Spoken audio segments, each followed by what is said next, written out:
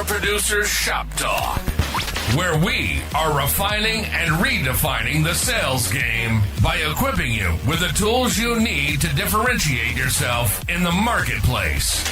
Listening to the podcast is only going to get you so far. Why not take your game to the next level? Check out Power Producer Basecamp on killingcommercial.com today. Tactical skills that'll help you provide deliverable value to your clients and prospects. Want to have the sweet swag that we send out from the Power Producers podcast for your clients and employees? Check out policyt.com today. And action items that you can provide to take your prospects and clients to the next level. Want to create an online presence but don't know how to start? Check out crushingcontent.com. It's done for you, so all you have to do is show up. This is Power Producer Shop Talk, production redefined. Are you ready to feel the power? What's up, everybody? Welcome to the Power Producers Podcast, where we are refining and redefining the sales game. Today, we are going to wrap up with Colby Allen from Agency Brokerage Consultants, talking about producer equity. Last time we talked about cracking the code on producer compensation, so we're going to keep with that theme and crack the code on producer equity and probably have a fairly lively conversation. I've sat on both sides of the fence on this topic and have some ideas, but I'm also really interested in hearing what he sees when he's out on the streets every day. So welcome back, Colby. Glad we could have you back to wrap this thing up. Yeah, thank you. And it is kind of a natural progression because it is a compensation. So yeah, absolutely. Yeah. Absolutely. So I think maybe the best way to talk about this is to kind of set the table a little bit. And I can do that to some degree, and feel free to chime in wherever. But you know, I'm in a lot of, used to be, I removed myself from a lot of the Facebook groups, all but like one of them actually, of insurance agents, because it's a huge distraction. And, I don't get to see as much of the back and forth as what I used to. But, going back a year when I was more involved in that stuff, equity was a very divisive topic amongst insurance agency principals. And still is. Yeah, I'm sure. And I think it really just kind of depends on how you came up in the industry as to where you fall on a lot of this stuff. Because, for me as a producer, and I was fortunate enough to start my career at a firm that was a startup, but it had already been, the first iteration of it was very successful. And now the second iteration is even more successful now, but this was something that was just known, like this is how it was done. And even when I interviewed with the various agencies that I interviewed with as I was coming into the industry, they were all similar size and shape. They were probably 5-10 million in revenue, maybe a little bit more. And they had long-standing producers. And I mean, some of them had been around since the early 1900s, but they always perpetuated and they were there. And part of it was because equity was just something that was part of the conversation. And so I know that there's different ways that this is handled. I know that some agencies will allow a producer to have equity in their book. Some agencies will ultimately let them have the opportunity to be a partner in the firm, similar to like a law firm or an accounting firm. Some agencies start with one and move and progress to the other. Other agencies are paying their people 1099 and they own their book from the beginning. So, I mean, there's a lot of different ways you can do this, but I think the thing that really bothers me, and I know that I'm going to catch heat for this when I say it, and that's fine. Feel free, fire away, people. It bothers me when I hear an agency principal say, but I'm the one who took all the risk. I'm the one who built the firm. I'm the one, and let me tell you something. If you find yourself saying I more than we, you probably need to go talk to a psychologist and find out whether or not you're narcissistic. Because at the end of the day, if you have a firm that's got a dozen employees, let's just say maybe a nice sized agency, not too big, not too small, but you're doing a couple $1 million a year in revenue. Yeah, you took the risk to start the agency, but every single person on your team put their family at risk and themselves at risk to give you an opportunity to let them produce on your behalf on the streets to help you grow that asset. They Yeah. took a risk. And I'm not saying that you need to bow down and kiss their feet, but you also need to recognize you didn't build that on your own. You took the original risk. That's it. Then you brought people on and they helped you do that. And I think too many times we want to pat ourselves on the back and put ourselves in a position where we created all of this stuff. Yeah, we maybe created opportunity, but people seized that opportunity and they helped us scale. And I will always be of the mindset that I don't need 100% of the pie. I'm not a greedy person. I'm happy to share in what we've built as a team. I've always said that I want that to happen because I do recognize that I would not scale the agency nearly to what we're able to do if I had to do it by myself. And I want to protect those people that helped me to get to the point where I'm ready to exit, whether it be to give them a mechanism to which they can take the agency from me and pay me out in distributions to perpetuate it, or if I end up selling to some sort of a third party, they get a nice little financial windfall at whatever level of equity they have as a reward for saying, hey, thanks for being along for the ride. This is your, well done. This is your reward for that. And I just don't get it, man. Like part of it has to do with the fabric of how you're made up and who you are. I certainly understand that, but it's just crazy. Well, it makes sense because a lot of producers are also entrepreneur-minded people. You go out and you hunt, you eat what you kill, and so you benefit from the upside and the downside when you win and lose. And so it is somewhat of a mimic of equity in that you're taking risk in the dollars you're bringing in. However, from a technical standpoint and a legal standpoint, there is a difference between equity and owning shares versus your employment agreement, right? Yep. A producer is a role, it's a job. If you so happen to have an opportunity to have some type of vesting in the benefit that you brought to the owner, great, right? But one thing I always try to do is just like put the line in the sand. Equity and ownership is not the same as your job description. Okay. 100%. So a lot of people don't get that because there is this kind of idea in this mindset of entrepreneurship. I'm selling, I'm bringing the dollars in, therefore I'm owed a piece of that, even in a long-term capacity. And so I don't think that way, but I can see how people could think that way. yeah. And it makes sense to an extent. Yeah. But like you noted it, right? The owner, there's a balance too between that's a really hard conversation to have when you are also placing a lot of risk in the relationships your producers have and the accounts they've landed and the revenue they manage and that aspect of it, right? I think, though, one of the reasons that idea is perpetuated and continues to be continual conversation is this idea that value is based on a multiple of dollars or revenue or something in terms of the value of the book. But, people don't really get the distinction, though, but we say producer equity, but another clear line in the sand try to draw in the conversation is equity is different than vesting or an economic interest or a deferred compensation plan.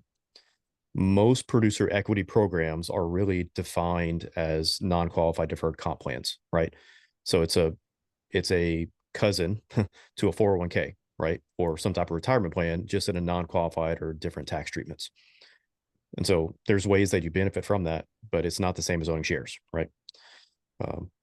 And it's challenging, because it's used as golden handcuffs. It's often positioned as golden handcuffs for agency owners to recruit and retain good talent. So you mentioned it's like a legacy mindset, right? I've shared before, but one of the first projects I ever worked on when I started an agency was looking at a producer's 10 for 10 program. So you mentioned the last time we talked, you had was it 20 for 5, right? You get 20% of your book for 5 years when you go to leave. Yeah. A lot of agencies do very something similar. It's like you get 10 for 10, right? So 10% of your book for 10 years or 8 for 8, right? Some type of arrangement like that, where when you leave on the agreed terms, usually on good terms, you can't violate your agreement because there's also the non-piracy, the non-solicitation, all the stuff that goes into it. As long as you honor the covenants, you can have this deferred compensation paycheck, right? Even when you're not there anymore. So it's called equity, but really it's more of a pension plan, right? When you look at the nuts and bolts of it. Yeah. And honestly, if I'm looking at it from the agency owner's perspective, if you're on that 5 for 5 or 8 for 8 or 10 for 10, you're actually like, if my mind is wrapping itself around this the right way, you're also perpetuating the non-solicitation, non-piracy as long as that revenue stream's happening. So if you have a book that's $500,000 and you're getting paid 20% of that per year for 5 years after you leave, they're actually doing better than they would if they had you there, because they would have been paying me 25% renewal rate as opposed to 20. So they pick up 5% lift on that. And then they can hold me from going after those accounts again for an additional 5 years, as opposed to most non-competes I see is Two or two, three. right? Yeah, 2 or 3. Uh, there are some cases though. So like last time we talked about account executives, right? If you got good account managers, there is many times where say a younger producer or a newer producer that's coming up in the ranks, some agencies will use that type of program as somewhat of a transitional or a mentor program, to where the retiring producer is getting their 8 for 8 or 10 for 10 or whatever it is. The new producer that is stepping into those shoes to take over those accounts, they might get a reduced commission on the first couple of Mm-hmm. years, right? As assigned accounts. So Yep. instead of 30, they might be getting 20. And then that other 5 or 10 is what's funding, that retirement payment to that producer that's likely retired, but they still are available, right, on a consulting capacity or to help with that transition. Yeah, and the thing is, they've got to have somebody managing that book anyhow. If the person's out of the picture, you're putting the entire book at risk if you don't hand it to somebody who's going to take care of it. So that makes sense too. Yeah. Yeah. And then it's there's a couple different ways that it can be done too. So there are some kind of default programs that you can put in place, but there's a lot of creative ways that you can actually design producer deferred comp plans. So you can actually have commission that can be earned but not vested, right? And that just accrues over time. It can be paid out as either a bonus over a period of time or at retirement, right? Whatever the terms in the contract are. As long as it's defined well in the agreement and set up with a proper, allocation and looking at those rules, it can be done. One thing that's very important though, that I always try to have with owners as well, is producer vesting or equity doesn't make sense unless that program is aligned with your own exit strategy. Because if you design a program to have golden handcuffs for these producers, that, is going to be looked at when you eventually go to sell, if those are still active, if those are still in place. So hypothetically, you've got deferred payments, you've got a liability on your balance sheet. You sell the agency, what happens to that? Do you pay out the balance? Do you Mm. continue to pay it over time, right? Even though you sold the asset of your agency, you still have those unfunded liabilities over a period of time you still have to pay out. Or what's actually become very common now, a lot of people don't realize this, but those are one of the triggers the IRS may have for auditing an Mm. agency or somebody's taxes. Because if you've Mm. got a consistent income over a period of time, and then all of a sudden you got this massive windfall of money that just came out of nowhere from the IRS eyes, they might flag that and say, hey, where'd this come from? So non-qualified plans also, if they're done properly, are notified, and you have a form you fill out with your state Department of Labor to say, hey, I've got this executive compensation plan in my company to help retain, key talent, highly compensated people, so that when that time does come, when you actually do sell, those things are maybe out of the ordinary from somebody's income. The documentation's there to say, no, like we had this plan in place. This is part of that. And it's become more common too in diligence. Agencies buying another one, and they have producer vesting programs or some type of thing in place. That will come up. The attorney might be asking, hey, were these plans set up properly? Did you work with an ERISA attorney, right, to make sure that things are set up right? Because if not, we might have some liability here if these aren't paid or cleared correctly, right? Because it's got all kind of tax compliance issues. You've got Department of Labor compliance. A lot of people just assume, if I have an agreement with a producer and I'm just going to pay them, that it's just going to work out. But nobody really does the time and effort to look at, are there IRS rules? Are there Department of Labor rules to make sure this is done properly? Well, and I think that the default thought process for maybe most agency principals would be, hey, I've got golden handcuffs on these producers, so I'm a more attractive agency because I've got my production engine locked down and they're not going to go anywhere. They're going to stay here because of that, when the reality is they could be causing themselves more damage than good. It could. Yeah. I've actually worked with an agency recently that they acquired one. That agency didn't do their payroll correctly and they had some other reporting issues. And there is a Department of Labor audit that popped up from their acquisition. So it's important, right? A lot of people, this is one of those crazy things too. Small business tends to get away with a lot just because you're not worth the IRS's time. You know, Right. a lot of people get away with things that are non-compliant just because it's not worth their time to look at you and try to penalize you. But if you're a big enough agency, right, you've got a dozen, 15, maybe 20 producers, if not, right? And these complicated comp plans that aren't set up correctly, you might have some headaches if you don't do it right. Mm. Well, and it also has a bearing, not that we're going to get political, but it depends on what type of administration's in power at the time too. It could. I Yeah, was going to make the joke. we talk about this all the time with regard to OSHA. You know, when you're Yeah. going into an account, there's times where OSHA's far more active than than others, and it's based on the whether it's a Democratic or a Republican administration, based because of the platform and the fundamental beliefs of that political party. I'm not saying one's right and one's wrong. That's just a fact. Like, we can prove that over time. That's factual information. So, Yeah. you know, who knows? But for where things are right now, I don't even know. It's Facebook's an interesting place to visit, and I prefer to visit, not live there. So every time you get on, it's people fighting over politics. It makes no sense to me, man. It's like, get on with your life. There's more important things to worry about. But the other thing I think too, and from my perspective, this is really important. And is my agency grows, and I get to a point where I'm ready to pull the trigger. I've been on the verge of doing this for a while now. I feel like, and I don't want to go into a whole podcast on this because I actually have a guy coming in a couple of weeks that I'm going to do a whole podcast on it with. But I think I'm probably more prone to consider doing an ESOP than I am anything else. And the Really? reason why is because one of the biggest issues agencies have, at least what in my experience, is that there's always this butting of the heads between production and service. And production thinks, I went out and I brought all the business in, so I'm the most important. But I keep the business on the books because I service it. I'm the most important. The reality is you need both. And, in my experience, equity has always gone to producers, and you very rarely hear about anything happening for the rest of the staff. But from my perspective, the 20-year account manager is every bit as deserving of having some sort of a windfall in the event of an exit, or whatever you want to call it, as the producer is, because they both are equally as important to me in the agency. And so anything that I choose to do with regard to this is going to be all inclusive as much as it can be. How you figure out that's gonna work, I don't know, but I do know that the company my wife works with is 100% employee owned through an ESOP. She has a very nice net worth after being there for 20 years. Like, she doesn't Yeah. need me for anything. And we just got the valuation of the most recent one in the mail a couple of weeks ago, and I'm like, man, I better make sure I keep taking care of her as best I can, because if I don't, she's a very attractive acquisition for somebody else. Nice. That's funny. Yeah. No, it's true though. I mean, ESOP is an option. And so you mentioned producers and people excluding account managers. Something I review quite often is actually MIPS, management incentive plans.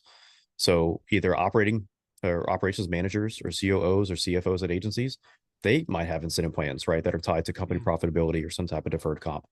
So it does exist. It's out there, but usually it only makes sense. And we'll tie this to ESOP, right? Introduction. It only really makes sense when the company is a certain size, because it has to be proportional, right? Because if you talk about equity, people also usually equate equity with some type of, not a lotto ticket, right? But it's some big payday that's going to happen at some point in the future. So if it's not proportional to expectations, is it really worth implementing? Or do you really just need to put in a bonus plan that gets people to what they're trying to get to? There's a couple of different ways to tackle it. But yeah, ESOP is a whole nother animal, because that's a whole nother level of compliance. You've got to establish trust, right? And then you have that regular valuation and the administration. Again, it only makes sense when the company is a certain size, because you have that ongoing administrative expense. And it's a good model. It really is. My cousin used to work for an ESOP company, and I've studied ESOP companies throughout my entire career. I don't consult on them very often because it's a specialty. But it's a good model if it's set up and managed correctly. But if it's not administered correctly, you can get in a lot of trouble. There's a lot of stories of companies that started ESOPs with good intention, but if they don't maintain their cash flow well, they don't plan for it well, everybody's going to be set up for failure.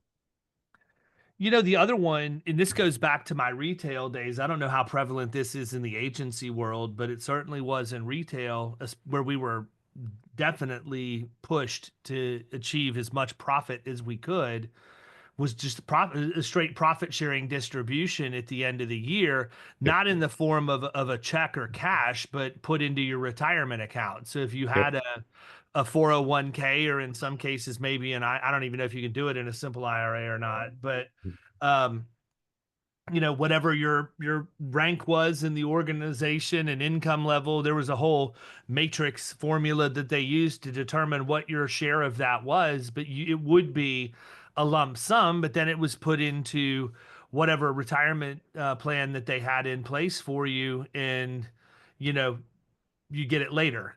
So I don't know. Do you see agencies doing things along profit sharing? Is that more along the lines of what you were talking about from the ops perspective? I think it would be interesting for a producer to get bonused off a profit, but it also would incent them to write clean business. I mean, I would Mm-hmm. think. Yeah, no, for sure. And actually, you make a good point, because one of the steps in the process to evaluate non-qualified plans is to look at the agency's qualified plan offerings. If they have a 401k, if they've got a simple, if they got other stuff, it's, are those things being utilized well? And if not, right, are there ways to make that better? Or is it, safe harbor contributions has become like a standard thing now, because there's rules around highly compensated employees or owners versus people that may not contribute as much. And so there is a lot more compliance or rules that go into place when it comes to that.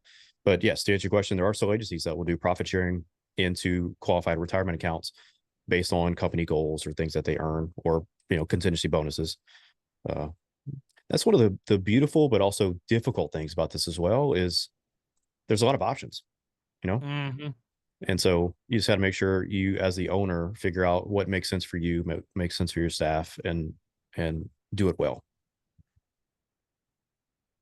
So Can I ask you though, because I know in past episodes or past interviews, I've heard you talk about some type of equity program that you either were offering or considered offering in your agency. I've considered it.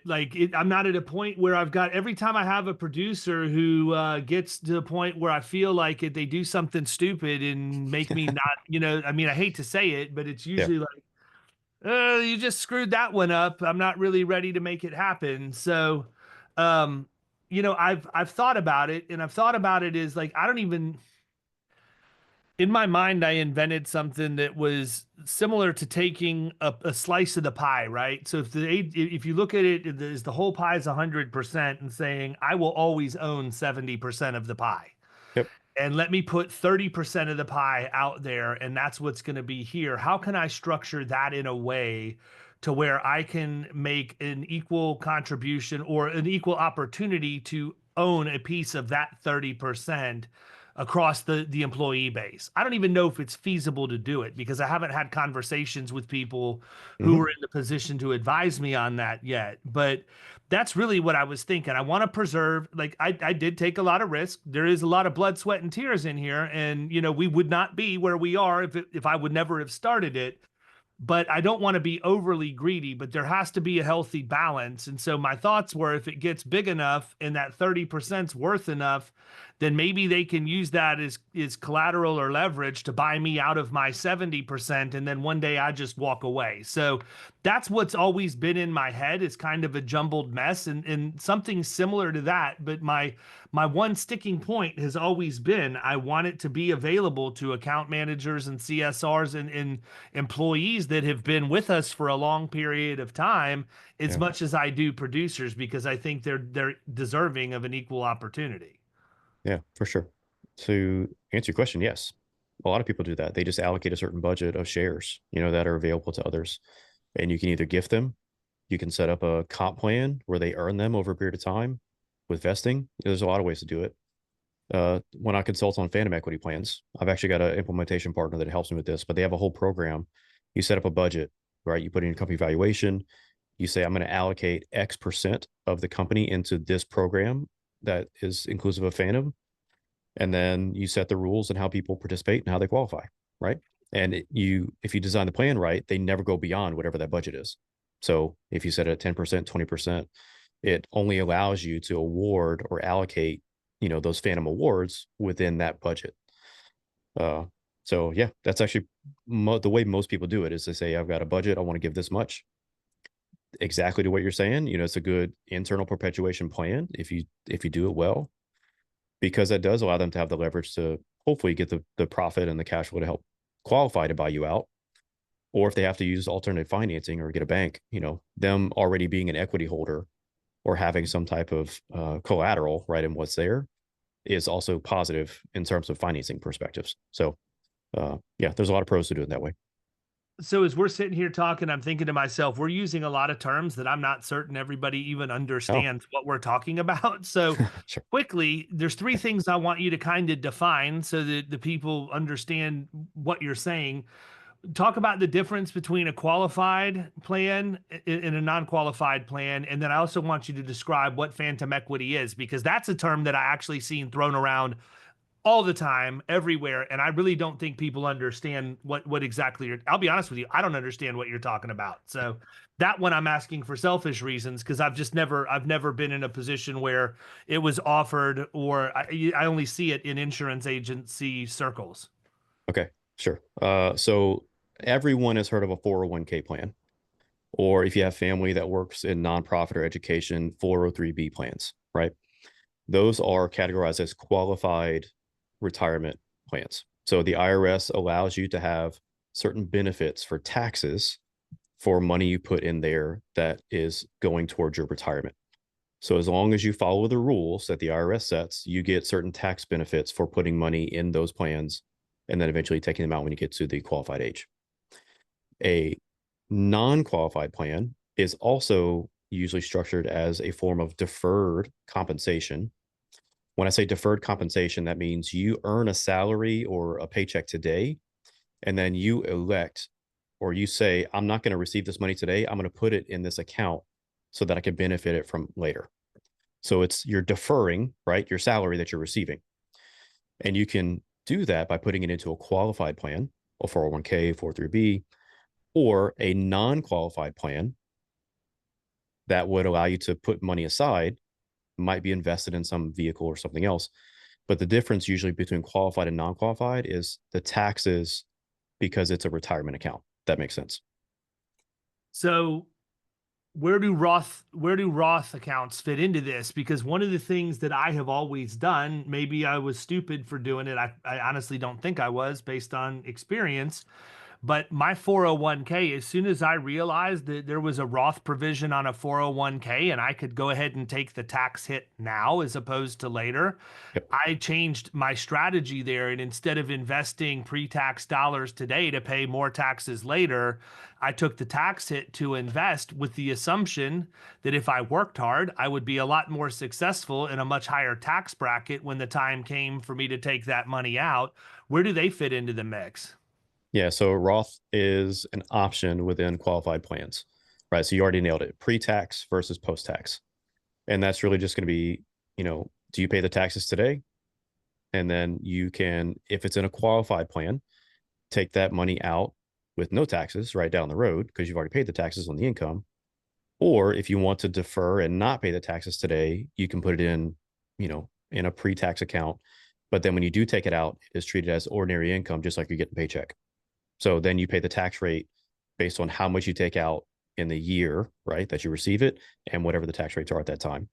So it's, you're going to pay taxes today or tomorrow, right? It's just, what your tolerance is and working with a good advisor that helps you, make the right decision for you.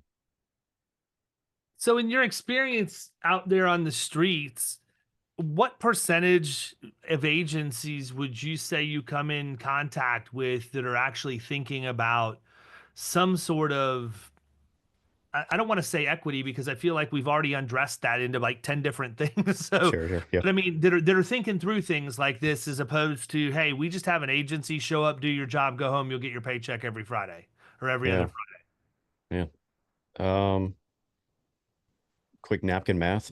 So, I mean, if estimated 4 out of 5 agencies are under 1.25 million in revenue, right? It doesn't make sense for a company that size or below to have a program like this. You can have a 401k, you might have a simple IRA, some type of retirement plan. but usually it doesn't make sense for producers or the agency owner to have some type of vesting or some type of equity program unless the book is a certain size. Well, I mean, in my experience, a producer's typically going to qualify for that at $1 million book, at least in the agencies that I've been in. So, Yep. I mean, an agency at 1.25 million, basically the size of a good book for a good producer. Exactly. Yep. And a publicly traded agency that might have stock, right? They might have an RSU program or some type of stock award program for producers that they're not going to qualify for unless they're over $1 million, right? And they hit certain new business goals. And so, yeah, there aren't many because usually it only makes sense when you're a certain size. But the ones that do, it is very important to make sure you go through a good process to figure out, okay, what makes sense for the owner, what makes sense for the producers or the staff, and then how do you put that plan in place? And is that something that your firm helps agencies with, or is that something you would refer out? Sure. So there's a couple pieces. Yes, I and our firm, we can act as a consultant to help with the feasibility, looking at the financial aspects of it, talking about the different mechanics of the different types of plans, right? To look at here's plan option A, plan option B, plan option C. What makes sense for you? Okay, let's work out the terms. Let's put in the vesting schedule, right? So I then work with counsel, usually an attorney, could be qualified ERISA attorney or someone that's qualified or experienced in these types of plans. And they usually have template documents that are available to put in place and then help implement it. Or for something like phantom equity, so you asked about that earlier. A lot of times, if it's a very templated type plan, there are vendors that allow you to subscribe to their service, which is usually a website, and you can administer the plan, which might even include the contracts and agreements and reports that help you administer it with your staff. So what is phantom equity in it by definition? What is it? To me, it's smoke and mirrors. I don't understand. Sure. So phantom equity is a way to compensate your staff or employees in a way that mimics the stock of the company without actually owning shares. So Okay. it's a when you look at the mechanics of it, it's a fancy bonus program that's tied to the share price or the price when you go Okay. to sell the company. Got it. So That makes sense. So, if they got phantom equity of 10 shares when you go to sell, then they receive a bonus payout equal to 10 shares worth of whatever you sell. There's different nuances. It could be full value, it could be an appreciation plan. There's different ways, but that's the basics of it. It mimics the stock price. so to put that in layman's terms, correct me please if I'm wrong. God, I don't want to give anybody the wrong information, but what I'm hearing is you get the benefit of distribution at the value that you would if you owned the stock, but you just don't have the ownership. Correct. Yep. So it's to give you the financial benefits of ownership without Yeah. actually owning the shares. And you could do either one. You could do it when you go to sell, or you can do a phantom plan that also includes profit sharing. So it could be very similar. Like you get a profit, distribution based on the number of shares you have awarded. So when a firm has equity in place and they've got, shareholders or, equity holders, whatever the term is that you're going to use, how often are they actually taking distribute? Like, let's say I start the firm and then I offer equity to other people. And at the end of every year, I take a distribution on profit. Is that something that's passed out at the pro rata rate of ownership to the other people who have equity in the firm? Or is it not something that's done and just typically deferred until an exit event? So it depends on how it's set up. If they are an actual shareholder, say an S corporation, if distributions are made or profit is allocated, it has to be in proportion to the members, right? Yep. If it's a phantom program, it's going to be, is it a full value stock phantom program or does it include profit sharing? So if it includes profit sharing as a feature, then yes, they can have a bonus payout based on the distribution rules or other rules that are in place.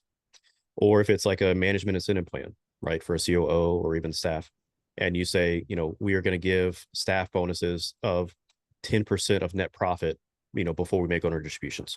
So similar concept, you pay out the bonus and then, whatever's remaining is your distribution.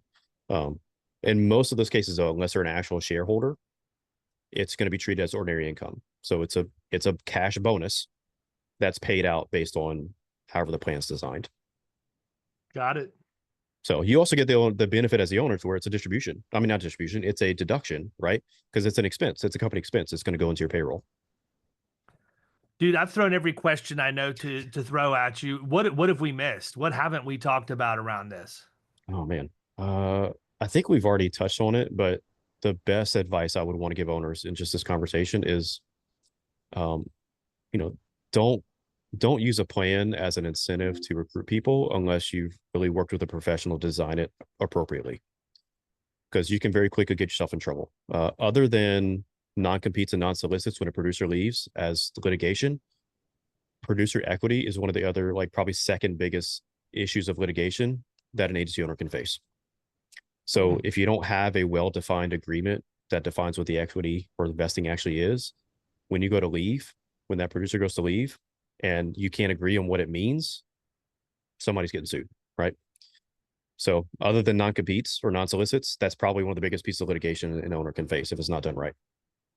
I think that my non technically trained advice would be don't ask your buddy what he's doing and do what he's doing because you think that's what's going to work for you too. I mean, I think, you know, specifically with agencies, we all have a lot, you know, good friends. We're outgoing people. We make friends with other agency owners. We're keeping up with the Joneses and trying to figure out who's doing what. Just because a buddy of yours has something that's working for them doesn't mean that that's the right thing for you to do in your agency too. It may be, but it very well may not. And I think that also goes back to why it's so important that you engage with somebody who's a professional that can help you with this stuff, because we're good at what we do, but sometimes we think we're better at other things than what we really are, and that's what gets us into trouble. Like, we don't do a good job of staying in our lane.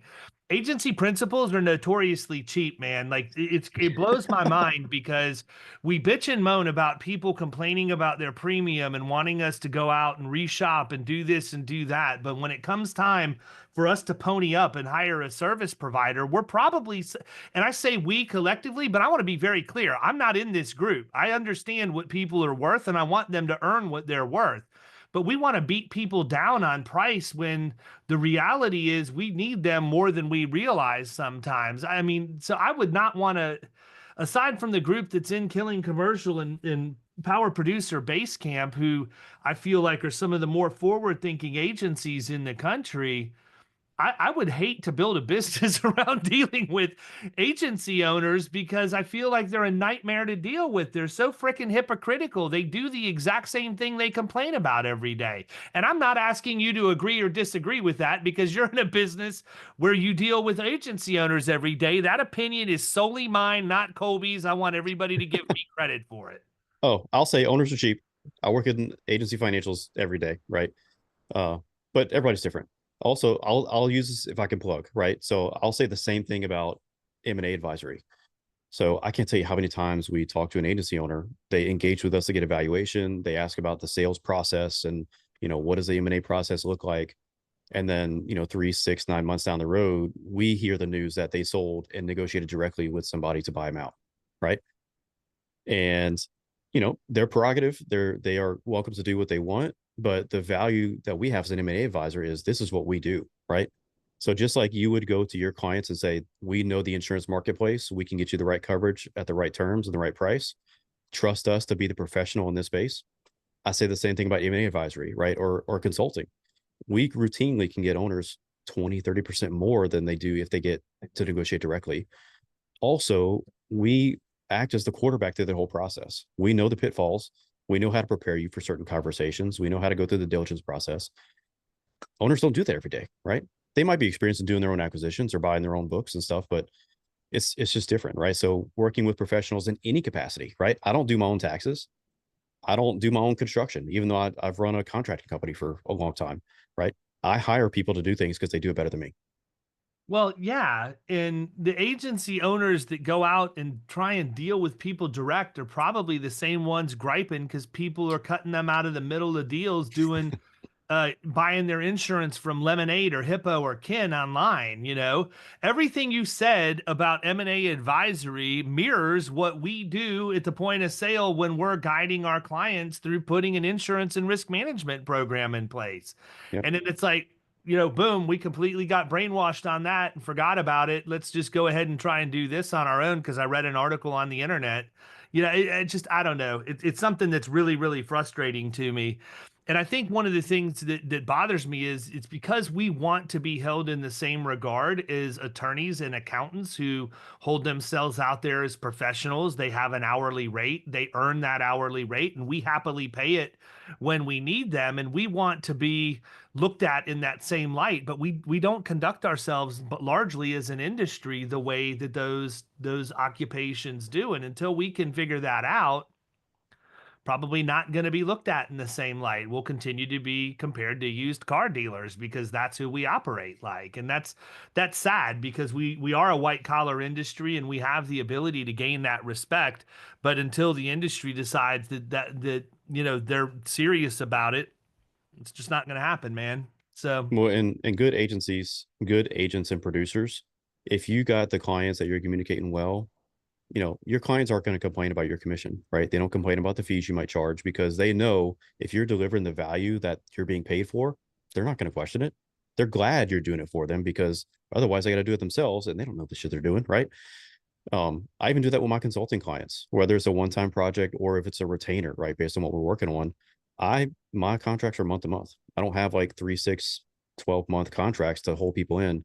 If I'm not doing my job, you are welcome to say so, right? And I check in and ask, am I actually delivering the value that we need you to have?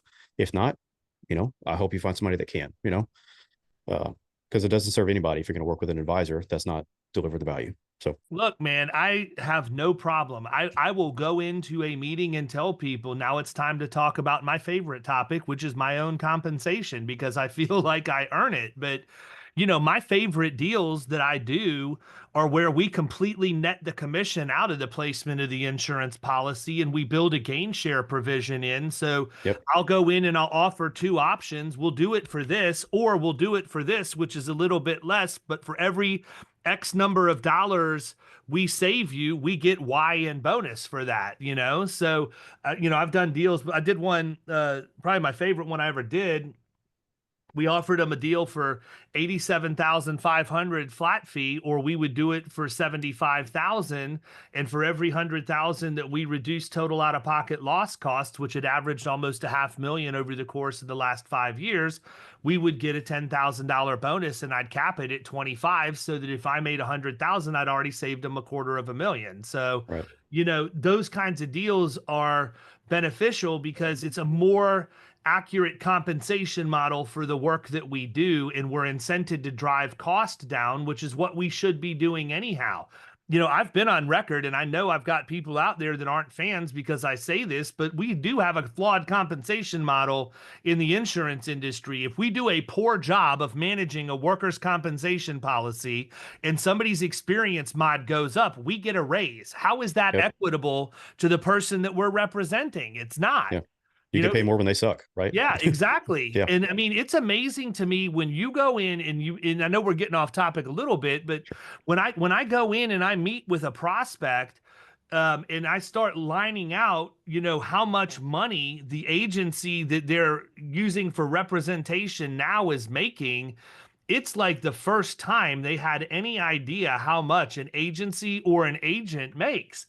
I put it in every proposal. I want you to know what you're paying me, and I want you to feel comfortable with what you're paying me, because I do feel like I earn what I make. And it should not be a weird conversation with anybody. You should be able to stand behind what you do. But unfortunately, when your pay is tied to the sale of a product, you're going to be viewed as a salesman or salesperson as opposed to a trusted advisor, because there's really nothing that shows you're incented to really have that client's best interests in mind. I mean, I'm not saying, and I want to be clear, I'm not saying agents that are on commission don't have their client's best interests in mind. I'm telling you the perception from the outside is that it doesn't look like we do, because as you try and cross sell, oh, you're just trying to get more commission. How many times have you heard that?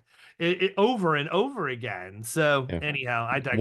One of the best producer sale calls I sat on when I was first learning in the industry was some guys that were in an office of ours and sat and listened. And then he just pitched a fee, right? He's like, if you add a vehicle, if you change your property schedule, we don't make more money. This is what we earn. We work for you, and we're going to administer your program. And you could tell that I threw them for a loop. But I'll bring this back to our original conversation. So as a producer, if you want some type of vested program or vested interest or equity, you need to demonstrate to your agency owner and the principal that you are worth that value, right? Do it, right? Fantastic. Because if the program's set up properly, everyone's going to benefit. And from an owner's perspective, right, it doesn't make sense to offer those plans unless those people are going to qualify and actually succeed in that role. And so, yeah, as a professional advisor, great incentive plans work as long as they're designed properly and they're going to do what they're designed to do. And so that's the problem, though. You need to design it to do what you want it to do and not allow people to take advantage of it, or find loopholes. So, yeah, I think that would be my departing kind of word is like, producers are professional advisors. There definitely are opportunities to have some type of vested interest or deferred payment, some type of equity, some type of path to even owning shares and a perpetuation internally for the company, if it makes sense. But you have to be that person and that candidate to make sure it's the right fit. Yeah, you can't become that person once you're given the opportunity. You have to be that person to get the opportunity. It makes it easier. Yeah. 100%. All right, man. Well, listen, I appreciate you jumping on. These have been two good conversations. I hope everybody out there got something from it. Listen, if you're an agency principal and this is something you've struggled with or something that you've been thinking about, I highly encourage you to reach out to Colby and his company. And look, don't be cheap. Ask for professional help from people who can help you, and focus on the things you're good at. That's how you got to where you're at to begin with. Don't stray when you're getting into the most important parts of what we do, which is, bringing on good talent and doing what we can to retain them, and then ultimately exiting our operations. Like, it just blows my mind that we would want to DIY that part of it. So thanks for coming on, man. How do they get a hold of you real quick? I know I asked you last time, but let's make sure we do it again. Yeah, sure. I am active on LinkedIn, so feel free to add me and DM me if you want. Or my email is callen, ALLEN, at agencybrokerage.com. Good deal. Ladies and gentlemen, it's been Colby Allen. Reach out to him if you need him. We'll talk to you guys next time. See ya. Thanks.